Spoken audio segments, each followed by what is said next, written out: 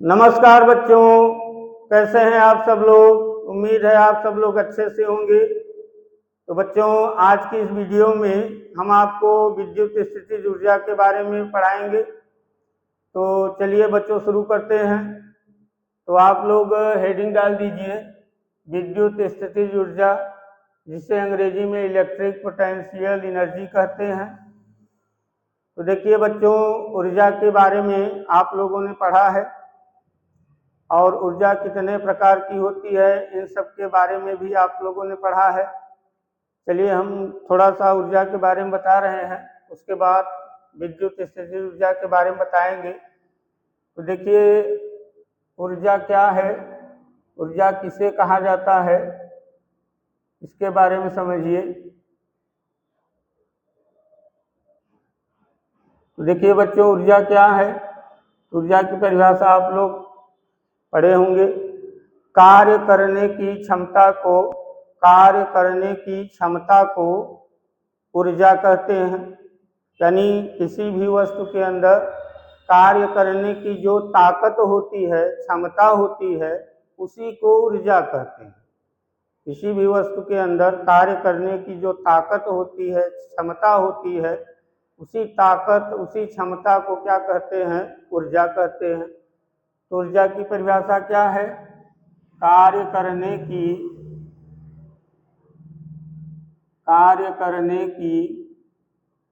क्षमता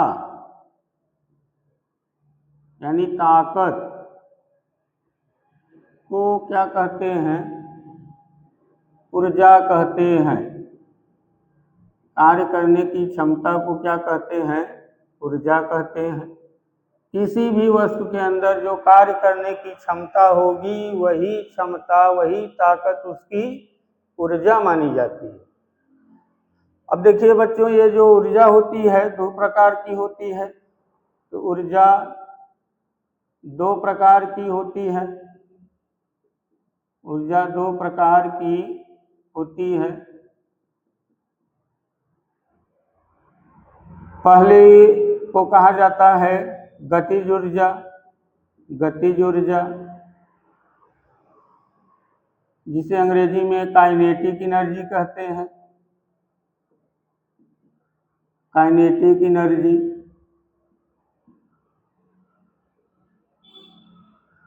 गतिज ऊर्जा, गतिज ऊर्जा क्या है, किसी भी वस्तु के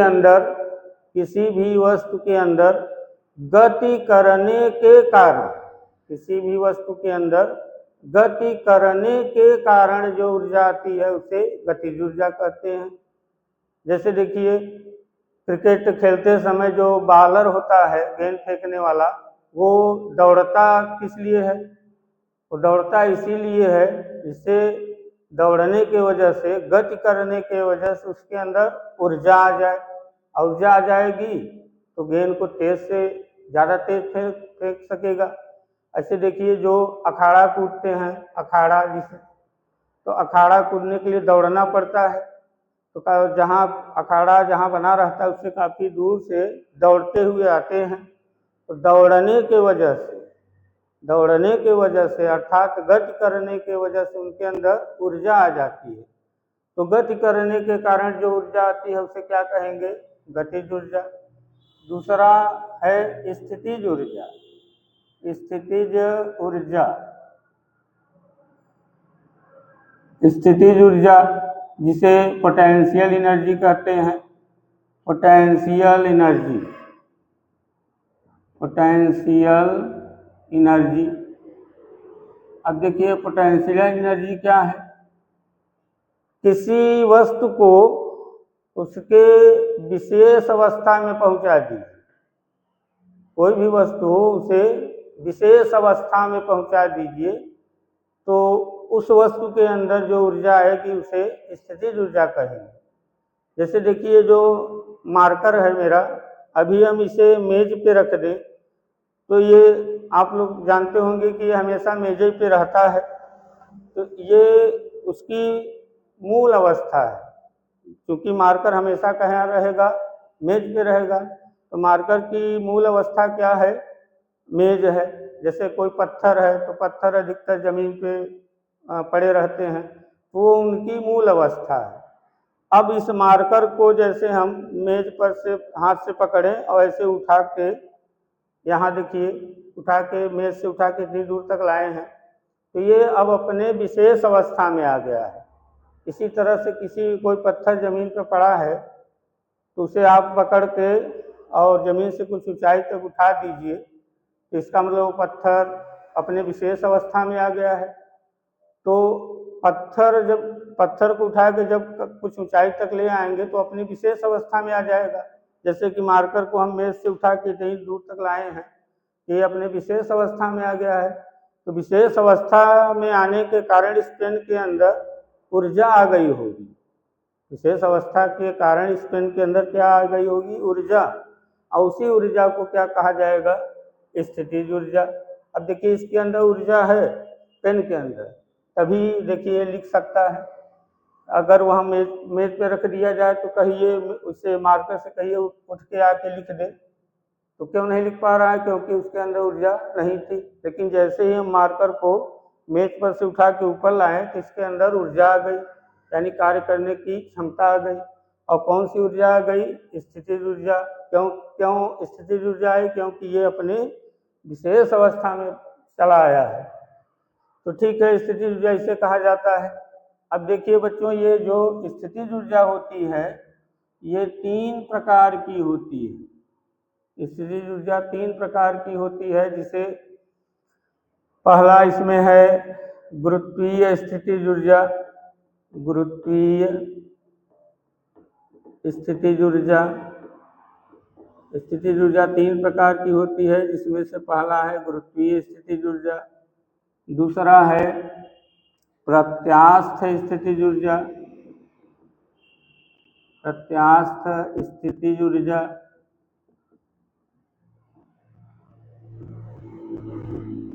और तीसरा है विद्युत स्थितिज ऊर्जा। विद्युत स्थितिज ऊर्जा। विद्युत स्थितिज ऊर्जा। तो देखिए स्थितिज ऊर्जा जो होती है वो 3 प्रकार की होती है। गुरुत्वीय स्थितिज ऊर्जा, प्रत्यास्थ स्थितिज ऊर्जा और विद्युत स्थितिज ऊर्जा। और इसी ऊर्जा के बारे में आपको पढ़ाई करना है। अच्छा, ये जो गुरुत्वीय स्थितिज ऊर्जा होती है और प्रत्यास्थ स्थितिज ऊर्जा होती है, ये आप पिछले क्लासों में पढ़ चुके हैं। इसी को आपको पढ़ना है, विद्युत स्थितिज ऊर्जा। ये जो ऊर्जा होती है गुरुत्वीय स्थितिज ऊर्जा, ये गुरुत्व बल के विरुद्ध किए गए कार्य को कहा जाता है। गुरुत्व बल, पृथ्वी द्वारा लगाए गए बल को क्या कहते हैं? गुरुत्व बल। तो गुरुत्व बल के विरुद्ध किया गया कार्य, गुरुत्व बल के विरुद्ध जो कार्य किया जाता है वही कार्य ऊर्जा के रूप में उस वस्तु में इकट्ठा हो जाता है, उसी को बोलते हैं गुरुत्वीय स्थितिज ऊर्जा। देखिए अभी हम बता रहे थे ना कि जैसे कोई पत्थर जमीन पर पड़ा है, तब उस पत्थर को पकड़कर ऊपर की ओर लाएंगे, पत्थर को पकड़कर ऊपर की ओर लाएंगे तो किसके विरुद्ध कार्य कर रहे हैं? उस पत्थर को पृथ्वी अपनी तरफ खींच रही होगी गुरुत्व बल लगा के, हम उसी बल के विरुद्ध पत्थर को ऊपर की ओर ला रहे हैं। इसका मतलब है हम गुरुत्व बल के विरुद्ध कार्य कर रहे हैं, और वही कार्य उस पत्थर में ऊर्जा के रूप में संचित हो जाता है, उसी को बोलते हैं गुरुत्वीय स्थितिज ऊर्जा। और ये जो प्रत्यास्थ स्थितिज ऊर्जा है, ये विरूपक बल के विरुद्ध किया गया कार्य। विरूपक बल के विरुद्ध, विरूपक बल के विरुद्ध किया गया कार्य। विरूपक बल के विरुद्ध जो कार्य किया जाता है वही कार्य उस वस्तु में ऊर्जा के रूप में संचित हो जाता है, जिसे प्रत्यास्थ स्थितिज ऊर्जा बोलते हैं। और देखिए विद्युत स्थितिज ऊर्जा, ये जो है ये स्थिर विद्युत बल के विरुद्ध, स्थिर विद्युत बल के विरुद्ध स्थिर विद्युत बल के विरुद्ध किया गया कार्य स्थिर विद्युत बल के विरुद्ध जो आप कार्य करेंगे वो कार्य उस वस्तु में, क्योंकि स्थिर विद्युत बल आवेशों के बीच में लगता है, तो स्थिर विद्युत बल के विरुद्ध जो आप कार्य करेंगे वही कार्य उन आवेशों में ऊर्जा के रूप में संचित होगा। उसी ऊर्जा को बोलेंगे विद्युत स्थितिज ऊर्जा। और इसे अभी हम डिटेल में बता रहे हैं आपको, यही हमें पढ़ना भी है। तो चलिए इतना आप नोट कर लीजिए। तब हम आपको विद्युत स्थितिज ऊर्जा के बारे में बता रहे हैं, जो कि लिखा है स्थिर विद्युत बल के विरुद्ध किया गया कार्य माना जाता है। तो इसे नोट कर लीजिए, तो मिट दें इसे। तो चलिए इसे हम मिट दे रहे हैं। चलिए अब समझते हैं कि ये विद्युत स्थितिज ऊर्जा क्या है, कैसे स्थिर विद्युत बल के विरुद्ध कार्य किया जाता है। तो देखिए बच्चों, विद्युत स्थितिज ऊर्जा को समझिए ध्यान से क्या है। जैसे मान लीजिए एक धनात्मक आवेश है हमारे पास, एक दूसरा धनात्मक आवेश है, और ये दोनों आवेश मान के चलिए r दूरी पर रखे हुए हैं। तो देखिए दो धनात्मक आवेश हैं और दोनों एक दूसरे से r दूरी पर रखे हुए हैं। अब आपको पता है कि आवेशों के बीच में स्थिर विद्युत बल लगता है। आवेशों के बीच में कौन सा बल लगता है? स्थिर विद्युत बल लगता है। और ये भी आपको पता है कि ये जो बल लगता है यह आकर्षण प्रकृति का भी होता है और प्रतिकर्षण प्रकृति का भी होता है। स्थिर विद्युत बल आकर्षण प्रकृति का भी होता है और प्रतिकर्षण प्रकृति का भी होता है। यहाँ देखिए दो आवेश हैं, दोनों धनात्मक आवेश हैं, यानी सजातीय आवेश हैं, धनात्मक हैं, और दोनों एक दूसरे से r दूरी पर स्थित हैं। तो बताइए इन दोनों के बीच में जो स्थिर विद्युत बल लगेगा वो आकर्षण प्रकृति का होगा कि प्रतिकर्षण प्रकृति का होगा? तो आप लोग बताएंगे कि स्थिर विद्युत बल जो लगेगा प्रतिकर्षण प्रकृति का होगा, क्योंकि दोनों धनात्मक हैं, समान चिन्ह के हैं। तो ठीक है, इन दोनों के बीच में प्रतिकर्षण बल लग रहा है, जिसकी वजह से आवेश इधर भागेगा और ये आवेश इधर जाएगा। तो इसका मतलब दोनों आवेश एक दूसरे से दूर भाग रहे हैं, दोनों आवेश एक दूसरे से दूर भाग रहे हैं, क्योंकि इनके बीच में स्थिर विद्युत प्रतिकर्षण बल लग रहा है। इसी की वजह से दोनों एक दूसरे से दूर भागेंगे। अच्छा चलिए एक ऋणात्मक आवेश अब लिया जाए और दूसरा ऋणात्मक आवेश यहाँ लिया जाए और इन दोनों को भी r दूरी पर रखा जाए, r दूरी पर। तो बताइए अब इन आवेशों के बीच में कैसा बल लगेगा? तो स्थिर विद्युत बल तो लगेगा ही, क्योंकि आवेश हैं, आवेशों के बीच में ही ये बल लगता है। आकर्षण प्रकृति का होगा कि प्रतिकर्षण? यहाँ भी देखिए दोनों का चिन्ह समान है, ऋण ऋण है, इसलिए इनके बीच में जो स्थिर विद्युत बल लगेगा वो प्रतिकर्षण प्रकृति का होगा। तो प्रतिकर्षण बल अगर लग रहा है इनके बीच, तो उसके वजह से, बल की वजह से ये इधर भागेगा आवेश, ये इधर भागेगा, तो दोनों आवेश एक दूसरे से दूर भागेंगे, प्रतिकर्षण बल लग रहा है। और देखिए मान लीजिए एक धनात्मक आवेश लिया जाए, ये धनात्मक आवेश है, ये ऋणात्मक आवेश है, और ये दोनों भी मान लिया जाए r दूरी पर स्थित हैं। तो देखिए अब एक धनात्मक आवेश है, एक ऋणात्मक आवेश है, यानी एक का चिन्ह प्लस है, एक का चिन्ह माइनस है, विपरीत चिन्ह के हैं। तीन आवेशों के बीच में भी यही बल लगेगा, स्थिर विद्युत बल, लेकिन इस बार जो स्थिर विद्युत बल लगेगा वो आकर्षण प्रकृति का होगा। इस बार जो स्थिर विद्युत बल लगेगा वो कैसा होगा? आकर्षण प्रकृति का होगा, क्योंकि ये प्लस है तो ये माइनस है। इसका मतलब ये इन दोनों के बीच में आकर्षण प्रकृति का बल लगेगा, जिसकी वजह से ये दोनों पास आना चाहेंगे। इन दोनों के बीच में आकर्षण होगा, दोनों नजदीक आना चाहेंगे। तो देखिए बच्चों, अब क्या होगा आगे। अब देखिए यहाँ ये दोनों आवेश कितनी दूरी पे थे? r दूरी पे थे। यहाँ ये दोनों भी r दूरी पे थे, ये दोनों भी r दूरी पे थे। अगर इन दोनों आवेशों के बीच में प्रतिकर्षण बल लग रहा है, जिसके वजह से ये दोनों दूर भाग रहे हैं, यानी कि इन दोनों के बीच की ये जो दूरी है वो बढ़ती चली जा रही होगी। प्रतिकर्षण बल की वजह से दूर भाग रहे हैं तो इनके बीच की ये जो दूरी है वो बढ़ेगी।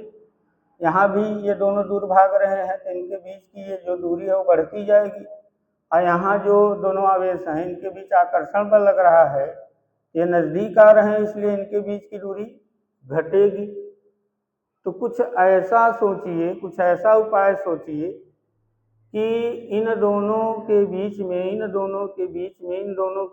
में जो बल लग रहा है, जिसके वजह से भाग रहे हैं, जिस बल की वजह से दोनों दूर भाग रहे हैं और दूरी उनके बीच की बढ़ती जा रही है, या जिस बल की वजह से एक दूसरे से पास आ रहे हैं जिसके वजह से दूरी घटती जा रही है, तो कुछ ऐसा उपाय सोचिए कि इन दोनों के बीच की दूरी न बढ़े।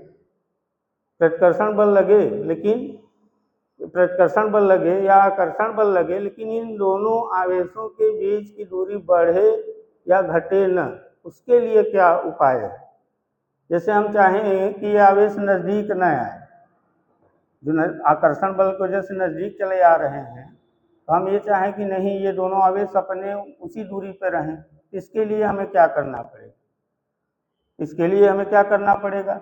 ये जो जिस बल की वजह से ये दोनों नज़दीक चले आ रहे हैं, जिसकी वजह से दूरी घटती जा रही है, उस बल के विरुद्ध हम कुछ कार्य करें।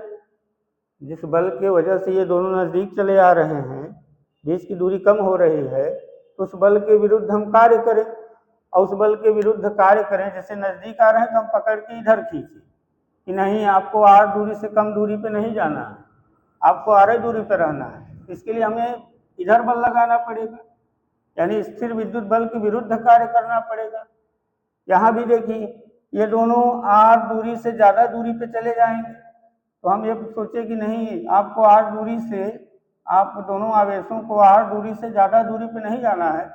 इसके लिए हम इन दोनों पकड़ के r दूरी पे लाना चाहें, तो r दूरी पे लाने का मतलब क्या है कि आपको स्थिर विद्युत बल के विरुद्ध कार्य करना पड़ेगा। r दूरी पर रोकने के लिए r दूरी से ज़्यादा दूरी पे न जाएं या r दूरी से कम दूरी पे न आए, इसके लिए आपको स्थिर विद्युत बल के विरुद्ध कार्य करना पड़ेगा। और वही कार्य इन आवेशों में या कई आवेशों के निकाय में, वही कार्य आवेशों के निकाय में ऊर्जा के रूप में संचित हो जाएगी, और उसी ऊर्जा को बोला जाएगा विद्युत स्थितिज ऊर्जा। उसी ऊर्जा को क्या कहेंगे? विद्युत स्थितिज ऊर्जा। तो आवेशों के बीच की दूरी न बढ़े, यहाँ आवेशों के बीच की दूरी न घटे, स्थिर विद्युत बल के वजह से आवेशों के बीच की दूरी न बढ़े न घटे, इसके लिए हमें स्थिर विद्युत बल के विरुद्ध कार्य करना पड़ेगा। और वही कार्य इन आवेशों के सिस्टम में, निकाय में ऊर्जा के रूप में संचित हो जाएगी। उसी ऊर्जा को बोलेंगे विद्युत स्थितिज ऊर्जा। तो बस बच्चों, यही है विद्युत स्थितिज ऊर्जा। इसकी परिभाषा लिख लीजिए आप लोग, हम यहाँ लिख दे रहे हैं। इसकी परिभाषा हम क्या लिख दें? बताइए आप लोग, क्या लिखें?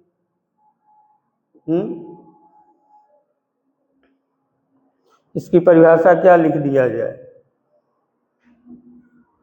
दो आवेश या दो से अधिक आवेशों को पास लाने अथवा दूर ले जाने, दो या दो से अधिक आवेशों को परस्पर पास लाने में या दूर ले जाने में, तो यहाँ हम लिख दे रहे हैं दो या दो से अधिक आवेशों को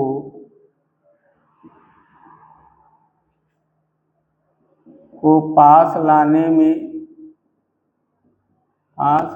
में अथवा दूर ले जाने में, दो या दो से अधिक आवेशों को पास लाने में या दूर ले जाने में स्थिर विद्युत बल के विरुद्ध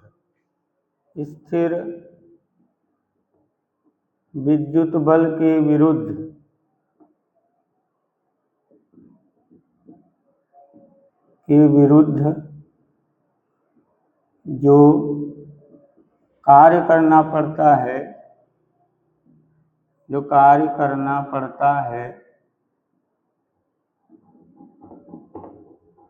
स्थिर विद्युत बल के विरुद्ध जो कार्य करना पड़ता है, वही कार्य ऊर्जा के रूप में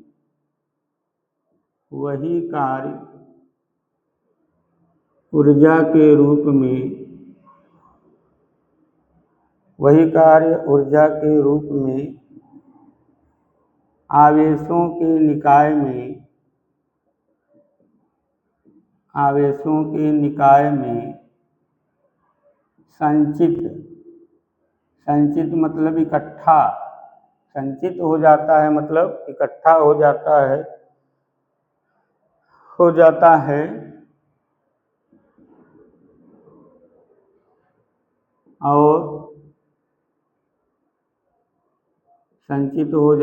और आवेशों के निकाय में संचित हो जाता है और उस ऊर्जा को निकाय की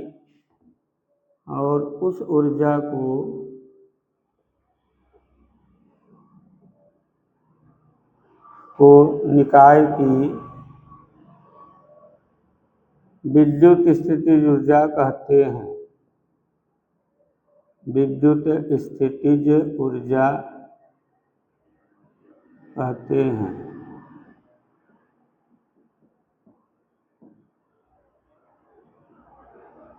तो दो या दो से अधिक आवेशों को परस्पर पास लाने में, दो या दो से अधिक आवेशों को परस्पर, यहाँ परस्पर लिख दीजिए,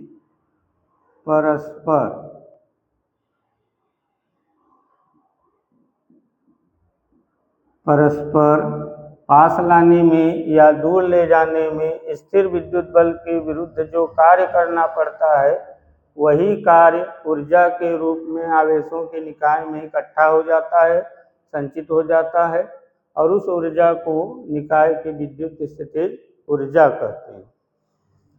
अब इसके बारे में और चीजें लिख दीजिए, जैसे विद्युत स्थितिज ऊर्जा को U से प्रदर्शित करते हैं, यहाँ लिख दीजिए विद्युत स्थितिज ऊर्जा को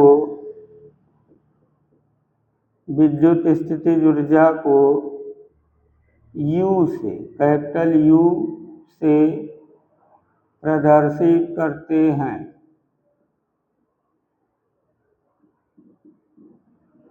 विद्युत स्थितिज ऊर्जा को बच्चों U से प्रदर्शित करेंगे, कैपिटल U से। और देखिए इसका मात्रक क्या है, विद्युत स्थितिज ऊर्जा का मात्रक क्या है, देखिए विद्युत स्थितिज ऊर्जा का मात्रक, विद्युत स्थितिज ऊर्जा का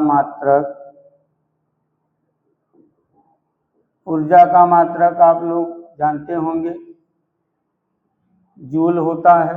ऊर्जा का मात्रक जूल होता है और इसका MKS पद्धति में होता है, MKS में जूल होता है और इसका मात्रक अर्ग भी होता है,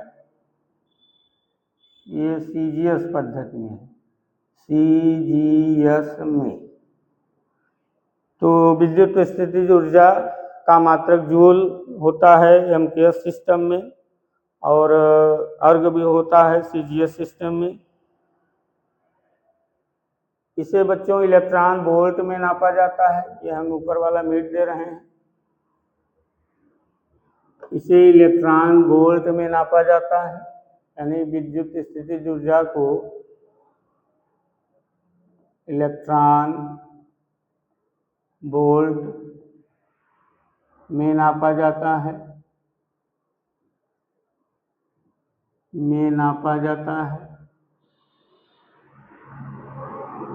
एक इलेक्ट्रॉन वोल्ट बराबर होता है 1.6 गुणित 10 की घात माइनस 19 जूल। 1.6 गुणित 10 की घात माइनस 19 जूल होता है, इसे नोट कर लीजिए आप लोग। तो इसे इलेक्ट्रॉन वोल्ट में नापा जाता है। 1 इलेक्ट्रॉन वोल्ट बराबर 1.6 गुणित 10 की घात माइनस 19 जूल होता है। यह एक अदिश राशि है, ये ऊर्जा है, ऊर्जा अदिश राशि होती है। यह एक अदिश राशि है,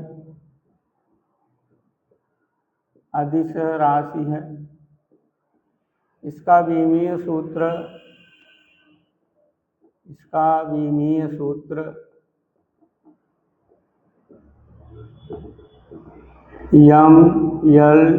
ML2T-2 होता है। ML2T-2 होता है।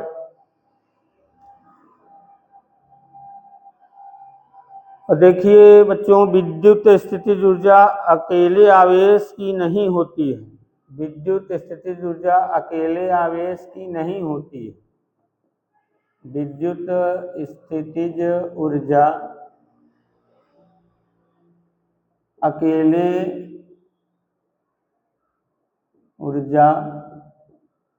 अकेले आवेश की, यानी सिंगल आवेश, अकेला आवेश मतलब सिंगल आवेश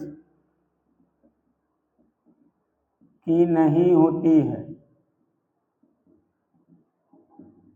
विद्युत स्थितिज ऊर्जा केवल एक आवेश की नहीं होती है, बल्कि आवेशों के निकाय की होती है।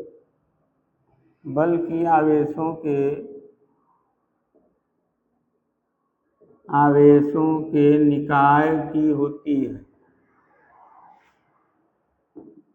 यानी कई आवेशों की होती है, आवेशों के निकाय की होती है। तो विद्युत स्थितिज ऊर्जा अकेले आवेश की नहीं होती है, बल्कि आवेशों के निकाय की होती है, और निकाय में कम से कम 2 आवेश होने चाहिए, और निकाय में कम से कम 2 आवेश होने चाहिए, 2 आवेश जरूर होने चाहिए। यहीं लिख दे रहे हैं, 2 चाहिए। तो विद्युत स्थितिज ऊर्जा अकेले आवेश की नहीं मानी जाती है, बल्कि आवेशों के निकाय की, मतलब 2 आवेश रहें, 3 आवेश रहें, तो आवेशों के निकाय की होती है, और निकाय में कम से कम 2 आवेश जरूर होने चाहिए। 2 रहें, 3 रहे, लेकिन सिंगल आवेश न रहे। यहाँ बच्चों परस्पर था लिख लीजिएगा। तो बच्चों, ये है विद्युत स्थितिज ऊर्जा की परिभाषा और उसके बारे में बेसिक जानकारी। तो चलिए, अब इसे हम मीट दे रहे हैं। अब हम आपको बताएंगे 2 बिंदु आवेशों के निकाय की विद्युत स्थितिज ऊर्जा, इसे हम मीट दे रहे हैं। तो अब आप लोग हेडिंग डाल दीजिए, 2 बिंदु आवेशों के निकाय की विद्युत स्थितिज ऊर्जा। 2 बिंदु आवेशों के निकाय की विद्युत स्थितिज ऊर्जा, यही हेडिंग डालिए।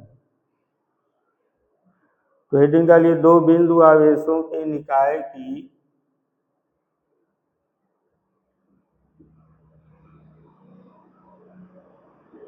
आवेशों के निकाय की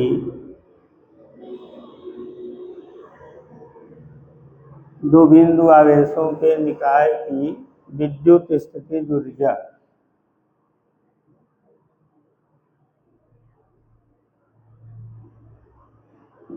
विद्युत स्थितिज ऊर्जा। अब दो बिंदु आवेशों के निकाय की विद्युत स्थितिज ऊर्जा का मतलब इसका सूत्र निकालना है। विद्युत स्थितिज ऊर्जा का सूत्र निकाला जाए।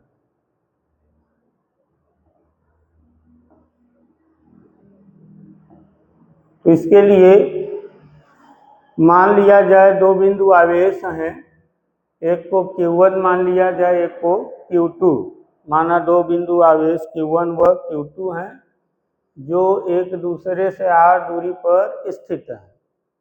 माना दो बिंदु आवेश Q1 और Q2 हैं। जैसे देखिए एक आवेश मान लीजिए यहाँ मान लिया जाए Q1 और एक आवेश मान लिया जाए यहाँ पे है Q2, ये भी धनात्मक है।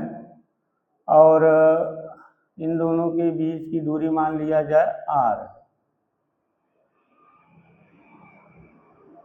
दोनों आवेशों के बीच की दूरी कितना मान लें, चलिए हम यहाँ लिख दे रहे हैं Q2 और यहाँ प्लस Q1 लिख दें। और दोनों आवेशों के बीच की दूरी कितनी है, r।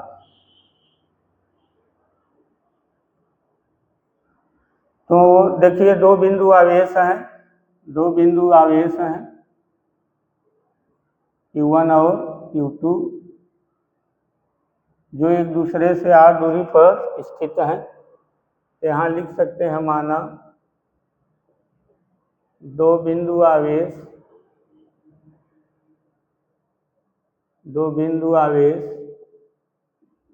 Q1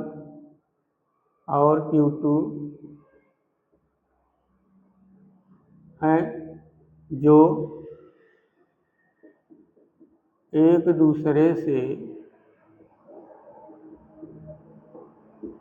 जो एक दूसरे से r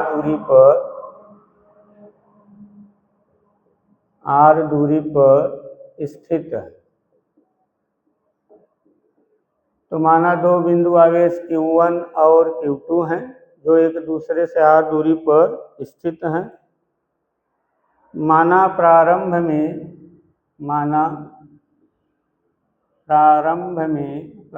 मतलब शुरुआत में, माना प्रारंभ में मान लिया जाए कि प्रारंभ में ये Q2 वाला आवेश अनंत पर है। शुरुआत में इसे क्या मान लिया जाए कि ये कहाँ है इस समय, अभी ये अनंत पर इसे मान लिया जाए। तो माना प्रारंभ में आवेश Q2 कहाँ है,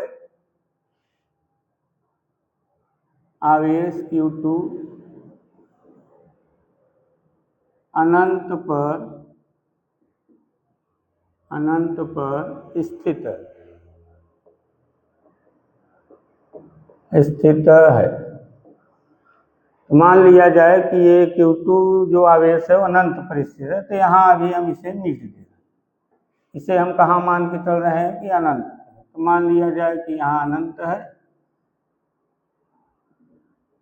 है, और यहीं पे Q2 आवेश है।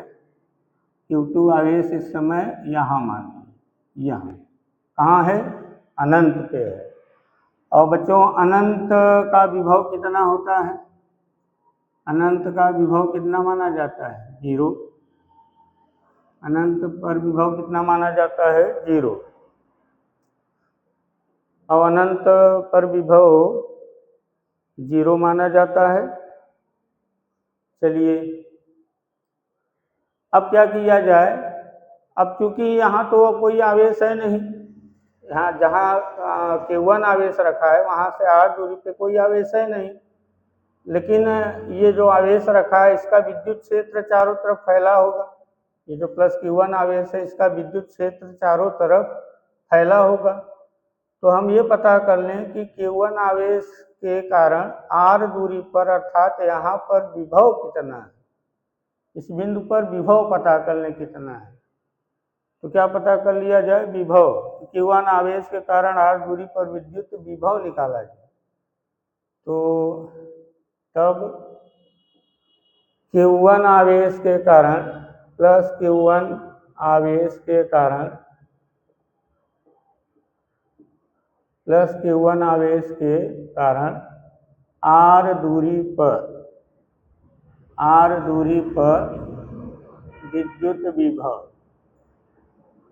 विद्युत विभव निकाला है। कहाँ निकाल रहे हैं, Q1 आवेश के कारण r दूरी पर अर्थात यहाँ पर कितना विभव है ये पता करना है। तो V बराबर कितनी दूरी पे, r दूरी पे पता कर रहे हैं, तो VR हम लिख दे रहे हैं। सूत्र क्या है, 1/4 pi epsilon not into Q बटे में R स्क्वायर। Q बटे में R स्क्वायर नहीं, R ही होता है, Q बटे में R। अब इसमें मान रखिए, मान रखिए तो VR बराबर 1/4 पाई एप्सिलॉन नॉट किस आवेश के कारण निकाल रहे हैं, Q1 प्लस Q1 के कारण। तो यहाँ Q की जगह प्लस Q1 लिखिए या केवल Q1 लिखिए, क्योंकि विभव के सूत्र में मान चिन्ह सहित रखना होता है। विभव के सूत्र में आवेश का मान चिन्ह सहित रखना होता है। तो चूंकि ये धनात्मक आवेश है, यहाँ प्लस माना जाएगा, प्लस लिखने की आवश्यकता नहीं है। और R के जगह क्या लिखिए, R, इसे समीकरण 1 मान लीजिए। ये इस बिंदु का विभव आया है, इस बिंदु का विभव आया है। चलिए अब क्या कीजिए, ये जो Q2 आवेश है उसे अनंत से Q1 आवेश से r दूरी पर अर्थात यहाँ पे लाके रखना है। अनंत से उठा के इसे यहाँ पे रखना है। अनंत से उठा के Q2 आवेश को अनंत से उठा के लाके यहाँ रखना है। और यहाँ रखने का मतलब Q1 आवेश से कितनी दूरी पे रखना है, r दूरी पे रखना है। इसी बात को लिखा जाए कि अब दूसरे आवेश Q2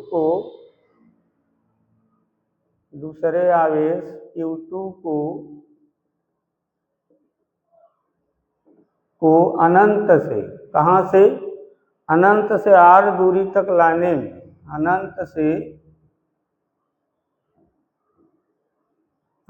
से r दूरी तक लाने में। अब देखिए अनंत से इस Q2 आवेश को अनंत से यहाँ ला रहे हैं, यहाँ ला रहे हैं मतलब Q1 आवेश से कितनी दूरी पर, r दूरी तक ला रहे हैं। तो यहाँ से यहाँ तक लाने में हमें कार्य करना पड़ेगा। अनंत से यहाँ तक लाने में, Q2 आवेश को अनंत से यहाँ तक लाने में हमें कार्य करना पड़ेगा। कितना कार्य करना पड़ेगा वही हम निकाल रहे हैं। तो Q2 को अनंत से r दूरी तक लाने में किया गया कार्य निकाला जाए।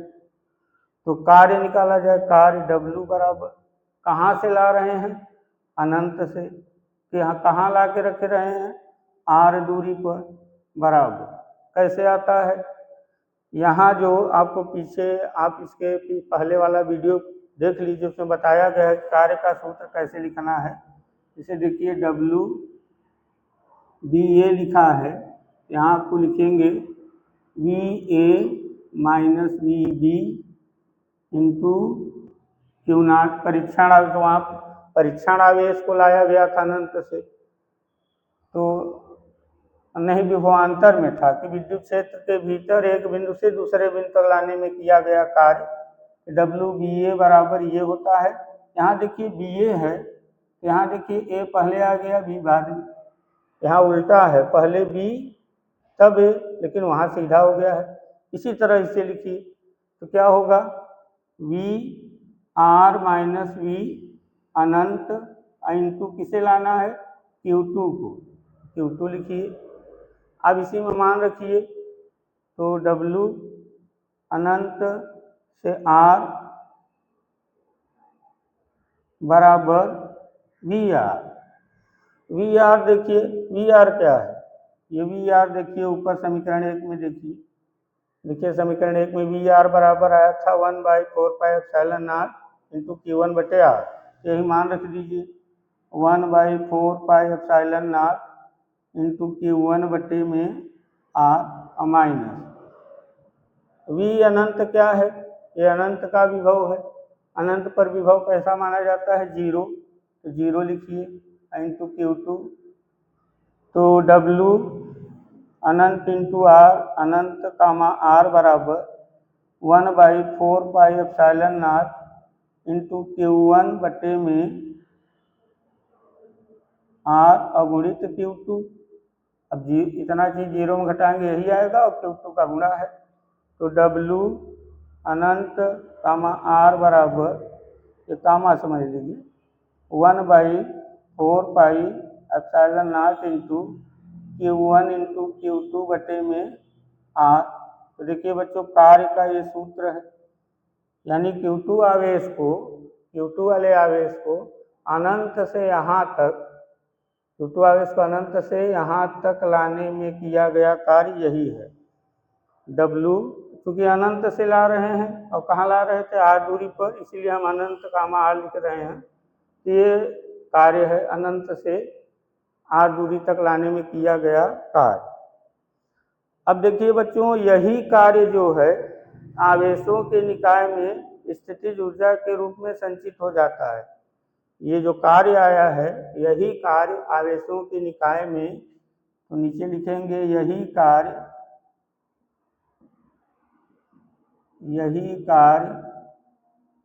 आवेशों के निकाय में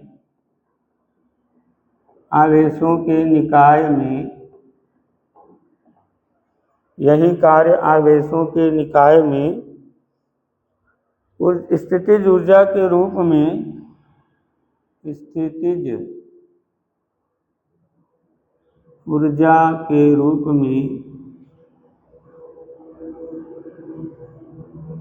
संचित हो जाता है।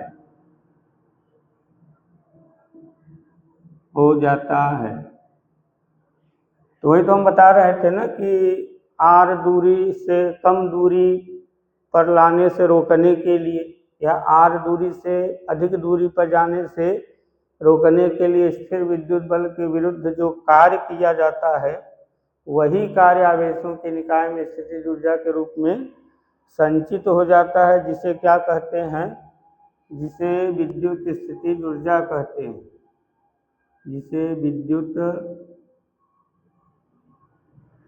स्थितिज ऊर्जा कहते हैं,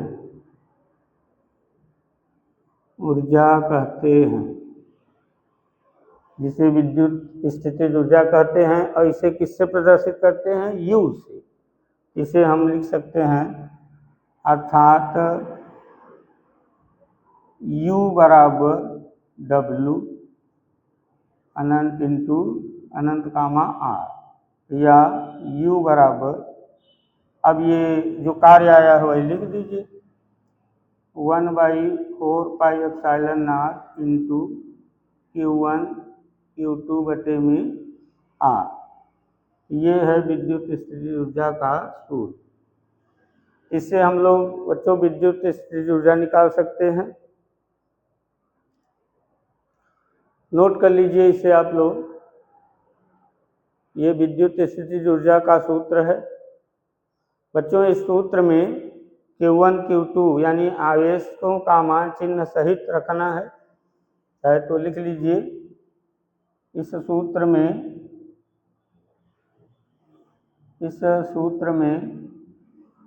आवेशों का मान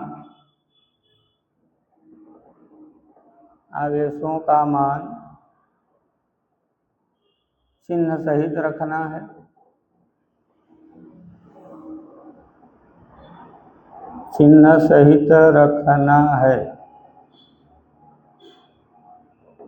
चिन्ह सहित रखना, जैसे Q1 का चिन्ह प्लस में है, माइनस में है, तो आप चिन्ह सहित रखिए।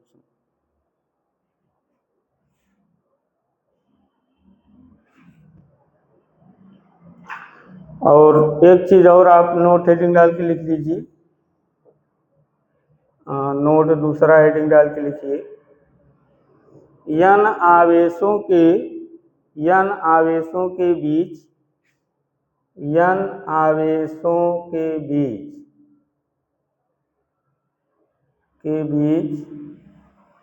n into n minus 1/2 n आवेशों के बीच n इंटू n माइनस 1/2 ऊर्जाएं होती हैं।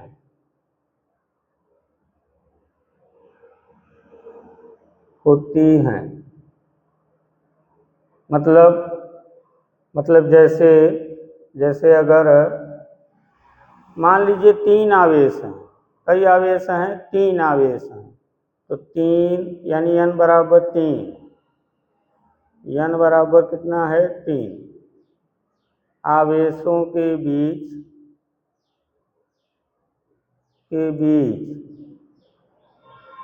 3 आवेशों के बीच कितनी ऊर्जा होगी, 3 इंटू 3 माइनस 1/2, इसे हल कीजिए, बराबर कितना 3 गुणित 2/2, 2 से 2 काट दीजिए तो 3 ऊर्जा, कई ऊर्जा होगी 3, यानी 3 आवेश है तो उनके बीच 3 ऊर्जाएं होंगी। देखिए कैसे, जैसे देखिए 3 आवेश हैं, Q1 Q2 Q3, 3 आवेश हैं, इनके बीच में 3 ऊर्जा होगी, 3 ऊर्जाएं होंगी। कैसे, एक ऊर्जा इन दोनों के बीच होगी, इन दोनों आवेशों के बीच एक ऊर्जा होगी जिसे हम U1 कहें, और एक ऊर्जा इन दोनों आवेशों के बीच होगी जिसे हम U2 कहें, और एक ऊर्जा इन दोनों आवेशों के बीच होगी जिसे हम U3 कहें। तो 3 आवेश हैं तो उनके बीच में 3 ऊर्जाएं होंगी। 4 आवेश हैं तब देखिए 4 आवेश हैं, 4 n का मान कितना है 4, तो 4 माइनस 1/2, 4 माइनस 1/2, तो 2 से ये 4 काटिए तो 2 बचा और 4 में घटाइए 3, 3 दूना 6, यानी 4 आवेश हैं तो उनके बीच 6 ऊर्जाएं होंगी। कैसे, यहाँ